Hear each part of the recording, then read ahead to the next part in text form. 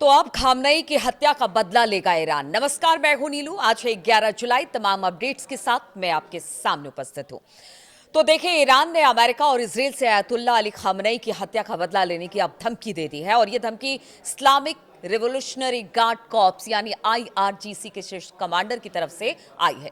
उन्होंने कहा कि यह घटना इतिहास की यादों से कभी नहीं मिटेगा। उन्होंने इसे गुनाहे अजीम करार दिया है और कहा कि इसे बिना बदला लिए ऐसे ही हम नहीं छोड़ने जा रहे हैं। खामनेई की मौत 28 फरवरी को अमेरिका और इजराइल के हमलों की शुरुआत में ही हो गई थी और उसके बाद कल जब उन्हें सुपुर्द खाक किया गया, उसके बाद गम का माहौल था, लेकिन गुस्सा भी था और बदला लेने की एक नीयत वहाँ के जितने बड़े नेता हो या फिर बड़े अधिकारी हो सेना के, सबके मन में यही थी। देखिए, ब्रिगेडियर जनरल अहमद वाहिदी ने कहा कि न्याय पूरी तरह से सुनिश्चित करने और अपराधी, खास तौर पर बच्चों की हत्या करने वाली अमेरिकी सेना को माकूल जवाब दिया जाएगा। सेपाह समाचार एजेंसी की रिपोर्ट के अनुसार वाहिदी ने कहा, अमेरिका के अपराधी नेताओं और इस्लामिक क्रांति और रेजिडेंस फ्रंट के सभी दुश्मनों को यह जान लेना चाहिए कि इस दैवीय नेता की कायरतापूर्ण हत्या करके वो कभी भी प्रतिरोध के झंडे को नीचे नहीं गिरा पाएंगे। यानी उन्होंने एक तरह से ये बता दिया कि ईरान के लोग ऐसे हैं कि जब तक वो बदला नहीं लेते हैं तब तक वो दम नहीं लेते हैं। और इसलिए उन्होंने कहा कि हमारे बड़े नेता को मारकर वो क्या सोचते हैं कि वो बच जाएंगे, ऐसा नहीं होगा।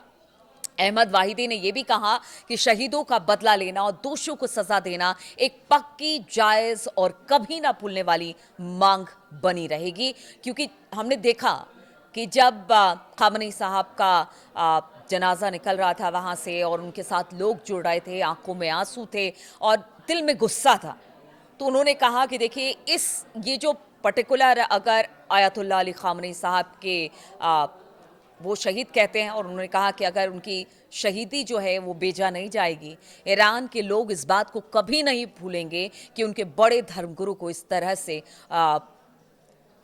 से शहीद कर दिया गया। इस बीच ईरान के विदेश मंत्री सैयद अब्बास अरागची ने ईरान पर अमेरिका के नए हमलों के बाद अपने ओमानी और तुर्की समकक्षों के साथ बातचीत की है। बताया जा रहा है कि ईरानी विदेश मंत्रालय की ओर से साझा जानकारी के अनुसार अरागची ने पाकिस्तान के आर्मी चीफ के साथ भी फोन पर बातचीत की है। तीनों नेताओं के साथ अलग अलग फोन कॉल में इलाके के नए विकास पर चर्चा की गई है और आगे जिस तरह की स्थिति इस वक्त बनी हुई है इस हमले के बाद से, उस पर भी चर्चा हुई है कहीं ना कहीं अरागची की, बाकी नेताओं की। देखिए, पाकिस्तान मध्यस्थता कर रहा है और इसीलिए बातचीत उसके साथ हो रही है और इस बीच खबर ये भी आ रही है कि पाकिस्तान कोशिश कर रहा है कि हालात बेहतर हो जाए, लेकिन स्थिति ऐसी नहीं लगती है। इधर गालिबाफ ने कहा कि अमेरिका का बातचीत के दौरान हमला करने का एक पुराना इतिहास रहा है। अब देखिए, एक के बाद एक बड़े नेता इस तरह की बातें कर रहे हैं और वो देखिए, ये तो शुरू से था। ईरान तो लगातार कह रहा था कि बातचीत तो एक बहाना है और देखिए, जब भी बातचीत होती है तब एक नया हमला हो जाता है। तो इसीलिए उन्होंने कहा, अगर गालिबाफ की बात की जाए, उन्होंने कहा कि देखिए, ये कोई नया मामला नहीं है, हमारे लिए कोई चौंकाने वाला मामला नहीं है।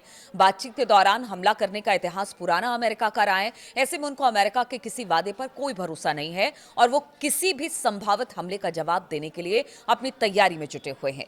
ईरानी संसद के जो स्पीकर हैं मोहम्मद बाकर गालिबाफ, उन्होंने शुक्रवार को ये बातें कही। गालिबाफ का ये बयान ऐसे समय में आया है जब अमेरिका ईरान के एक दूसरे पर हमलों से पश्चिम एशिया में एक बार फिर से युद्ध का खतरा मंडरा रहा है।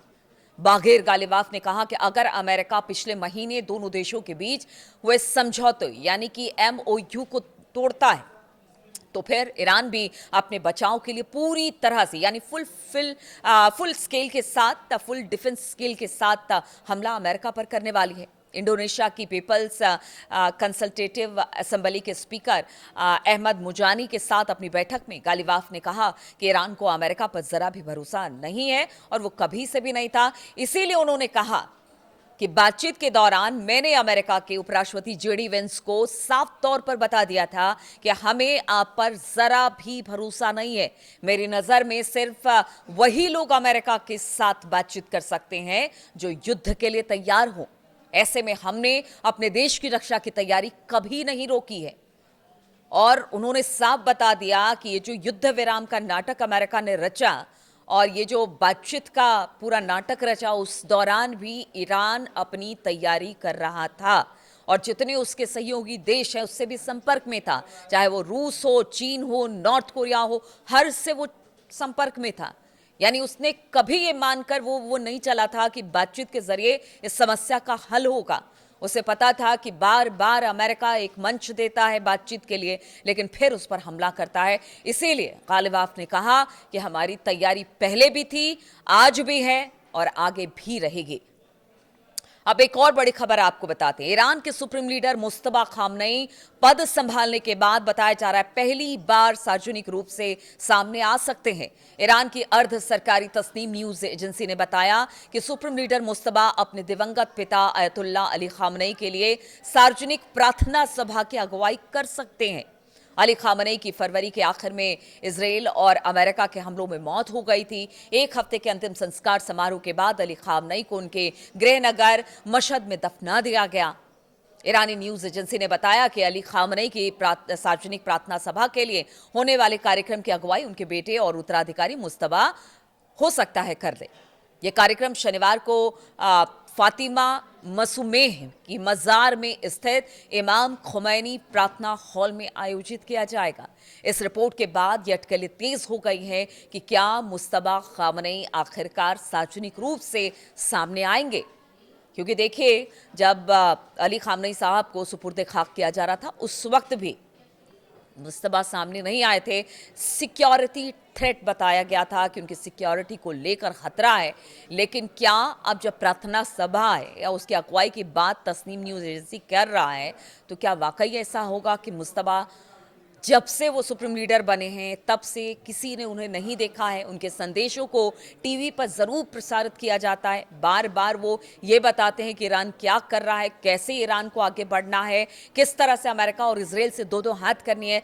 उस तरह के संदेश भी आते रहे, लेकिन कभी मुस्तफा सामने नहीं आए।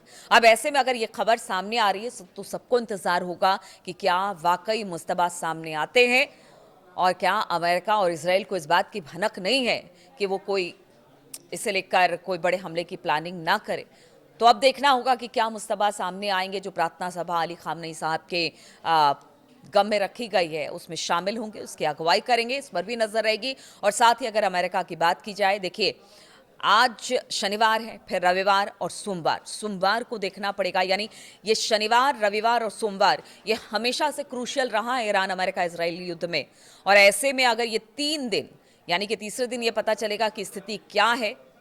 मार्केट का तो सेंटिमेंट ऐसे ही गड़बड़ा गया इस खबर के बाद से ही कि जब से ट्रंप ने कहा कि हमला होगा और हमले हो रहे हैं, अमेरिका की तरफ से, ईरान की तरफ से लगातार हमले हो रहे हैं।